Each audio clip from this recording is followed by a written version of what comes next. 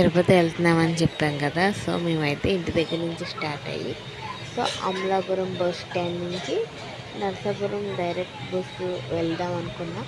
But అక్కడ చించినార bridge repair అయిందంట, అంటే వర్క్స్ స్టార్ట్ చేశారంట, ఇంకా కంప్లీట్ అవ్వలేదు.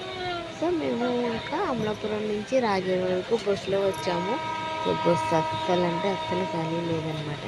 ఇంకా అక్కడ దిగిపోయి మళ్ళీ ట్రైన్ ఎక్కడ మిస్ అవుతామో, ఇంకా పిల్లలతో లగేజ్తో బస్సు అయితే మన వల్ల కాదని చెప్పి సో ఇంకా రాజమండ్రి నుంచి డైరెక్ట్ ఆటో మాట్లాడేసుకుని నర్సాపూర్ అయితే వచ్చాము. బట్ మేము వచ్చాం కానీ ట్రైన్ ఇంకా ½ అవర్ టైం ఉంది. ట్రైన్కి అంటే గుమ్మని ట్రైన్ మిస్ అయిపోతే ఇబ్బందిగా ఉంటుంది కదా అని వచ్చేసాము.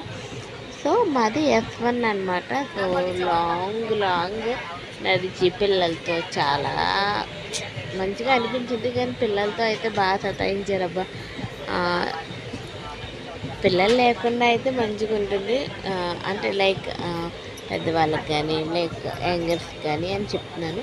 సో ఇది నా లైఫ్లో సెకండ్ టైం ట్రైన్ జర్నీ. ఇప్పుడు కూడా నేను తిరుపతి వెళ్తున్నాను. ఫస్ట్ టైం తిరుపతి వెళ్ళాను, మళ్ళీ తిరుపతి వెళ్తున్నాను.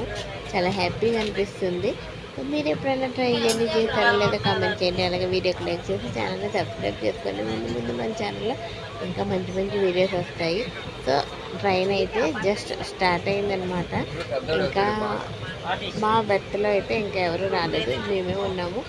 మంచిగా పిల్లలకి ఇద్దరికి ఫుడ్ తినిపించేసి ఒక 10 మినిట్స్ అలా ట్రైన్ అంతా తిరిగాము. సో మంచిగా ఉంది, చూడాలి. మార్నింగ్ దిగిన వెంటనే తిరుపతి అయిపోతుంది మాకు.